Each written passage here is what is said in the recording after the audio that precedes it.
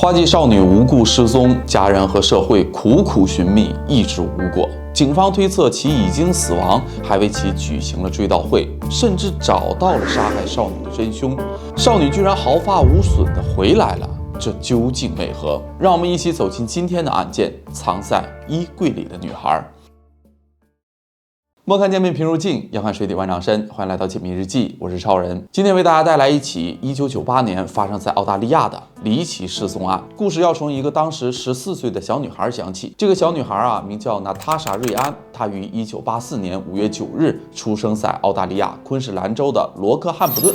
这是一个澳大利亚东部人口不算多的小城市。她的父母呢叫珍妮和罗伯特，家中还有一个姐姐和一个弟弟。娜塔莎童年还算幸福，但自从开始上学后，父母便开始争吵。父亲罗伯特找了一个新女友，并搬到了其他城市，母亲则独自带着3个孩子生活。父母的婚变对娜塔莎影响很大，这种影响也随着她的年龄增长，逐渐的凸显了出来。时间就来到了1998年，此时娜塔莎已经14岁了。父母离异，进入青春期的娜塔莎开始变得越来越叛逆。她开始逃学，和一些不三不四的人交朋友，离家出走，情绪也非常不稳定，甚至还曾经尝试割腕，并且14岁就交了一个21岁的男朋友，开始接触了一些不太好的药物。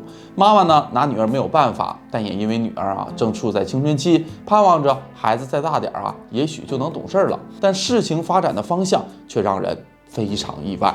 1998年的8月31日，娜塔莎又一次失踪了，没有人知道她去了哪儿。在这之前娜塔莎就失踪过，一般没过几天就回来了。但这一次离家出走后，就真的一点消息都没有了。眼看着女儿已经好几天没有回家了，焦急的母亲就拨通了报警电话。警方出动了大量警力，还发动了大量的社区居民寻找娜塔莎。最后一次出现在大众的视野，就是在罗克汉普顿的一家电影院外，和一个老男人在说话。除此之外，再无娜塔莎一丝一毫的踪迹。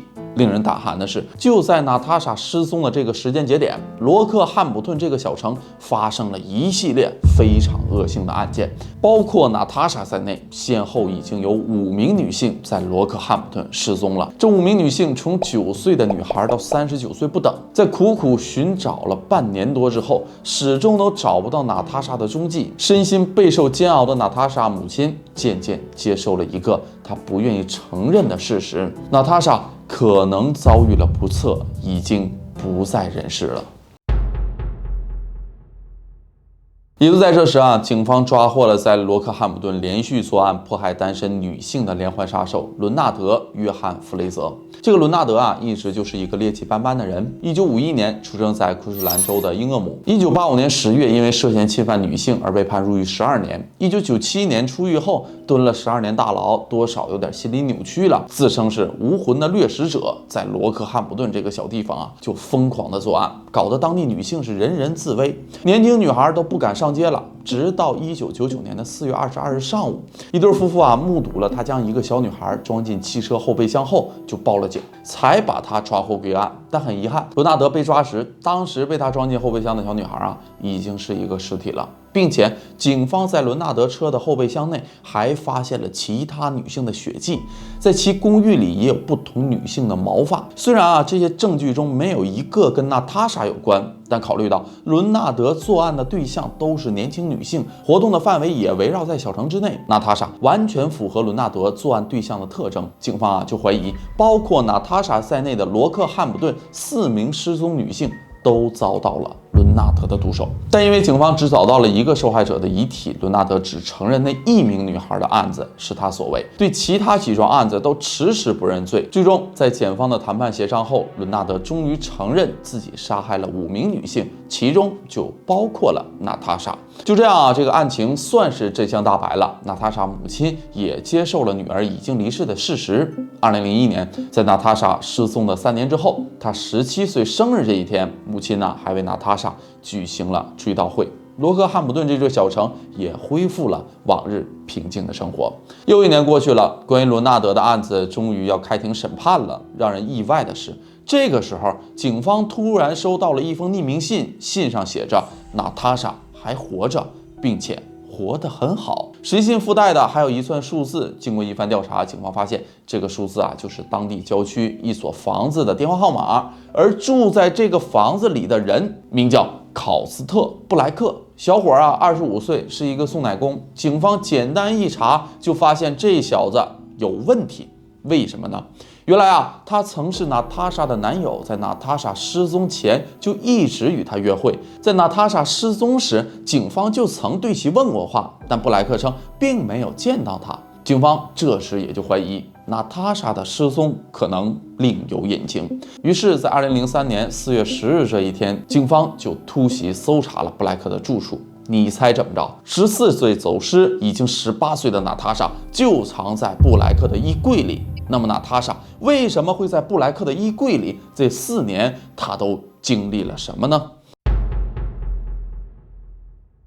此时的警员满脑子都是问号。一般来说，这种失踪多年，最后被人发现藏起来的女性，背后都有一个恶人。娜塔莎是不是被人囚禁啦？是不是被人控制啦？洗脑虐待等等等等。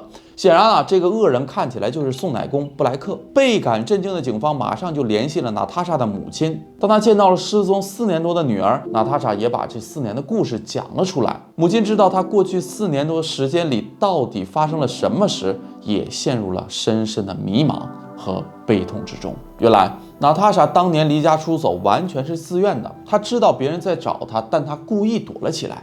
当时14岁的娜塔莎过得很不开心，叛逆、厌学，多次离家出走且失败，还是想逃离母亲。于是她找到了当时自己的男友21岁的布莱克，希望他帮助自己离开母亲，彻底的出走。在那个原本该去上学的日子，娜塔莎选择去布莱克的住处藏起来，不管母亲如何着急寻找，都一直躲着不肯出来。娜塔莎表示，离家出走后，她就来到了距离罗克汉姆顿40公里外的海边小城耶彭。离开了家，离开了母亲，她感到前所未有的轻松、自由、无拘无束。但看着事情渐渐闹大后，他也感到犹豫和害怕。人们组织了那么声势浩大的搜救行动来找自己，布莱克为了帮自己躲着父母，还和警察撒了谎。这时候自己回去了，布莱克是不是会被逮捕？要不要被送进坐牢？就像一个犯了错的孩子担心被惩罚一样，娜塔莎选择每天把自己锁在屋子里，继续逃避和躲藏。